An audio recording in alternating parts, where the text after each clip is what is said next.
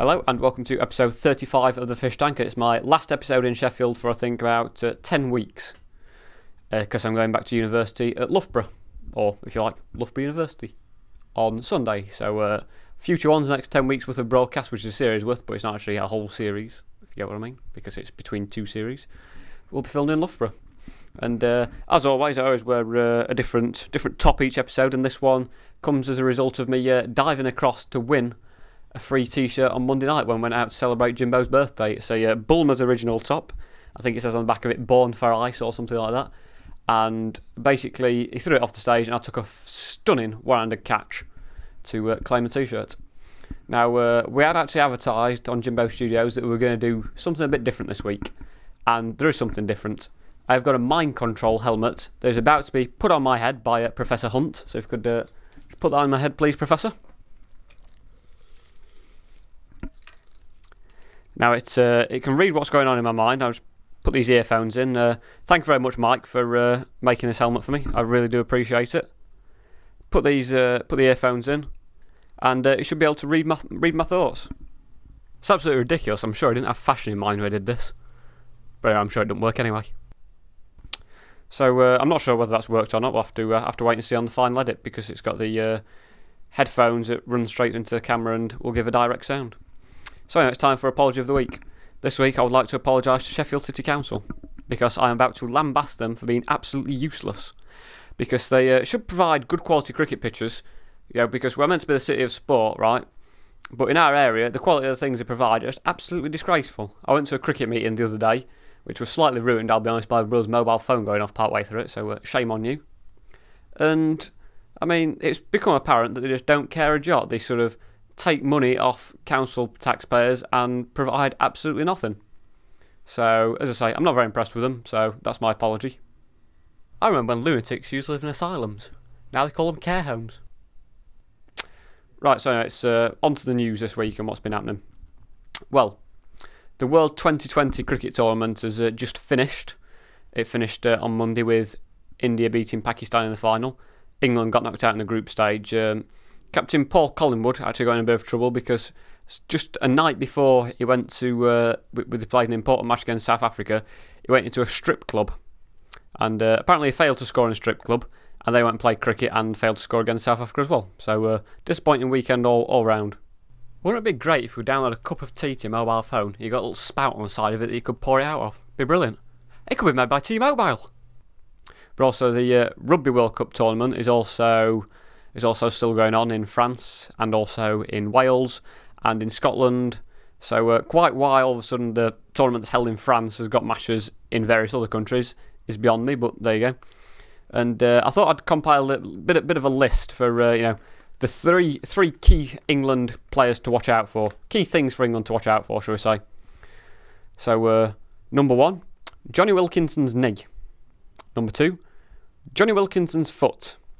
Number 3, Johnny Wilkinson's bicep. So they're the three key things. If all of those function correctly, we may actually win.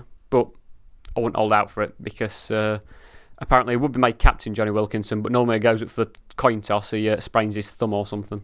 He's very, very injury prone, shall we say. What if people work out that I'm an illegal immigrant?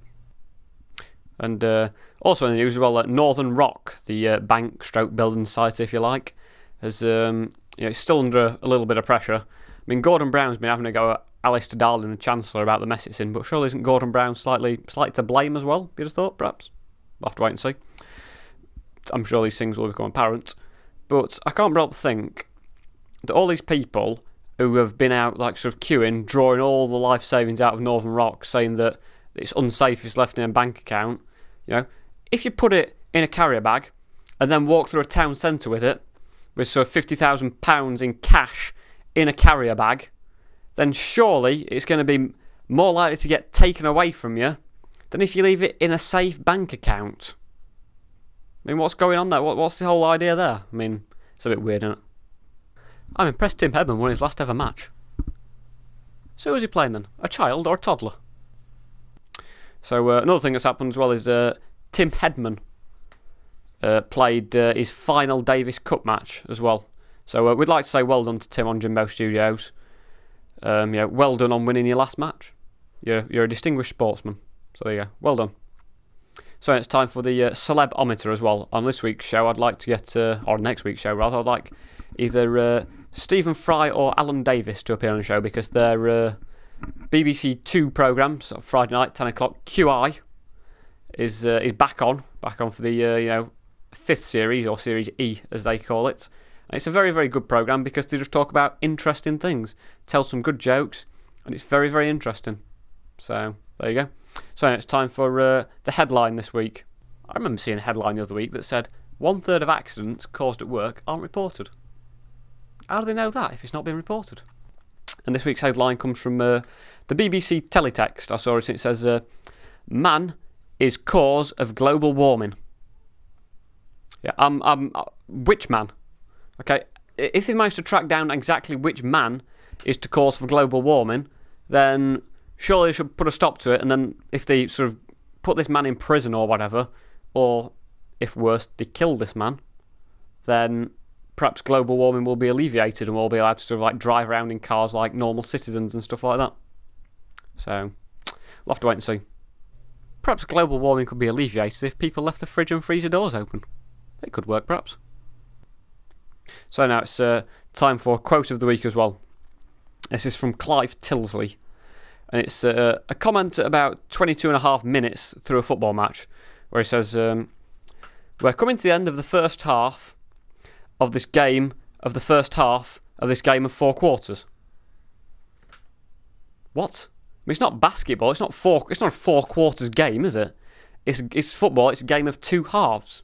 One great idea for football is if they dug a massive, great big trench down the middle of a pitch on the halfway line, and then had one half to be like an ice type thing, and then the other half to be a desert. Make it a bit more a game of 2 halves. So, I mean, yeah, it's 2 halves, that's it. 90 minutes, each half is 45 minutes long. You don't split it up into quarters. Alright, for time's sake, you can sort of like say the first minute is the first 90th of the match. But you don't say that, do you? So that's all for this week's Fish Tank in Sheffield, and the last one here for a while. So I hope you've enjoyed my mind reading helmet, if you like. If it's worked, I don't know. Why do you have 2 ears instead of one massive great big ear? Of course, Captain Cook from Star Trek has 3 ears, doesn't he? The right ear, the left ear, and then the final front ear. Has it worked? I'm not sure. We'll have to wait and see. Hope you've enjoyed the episode, and I'll see you next week for episode 36 in Loughborough. So, goodbye.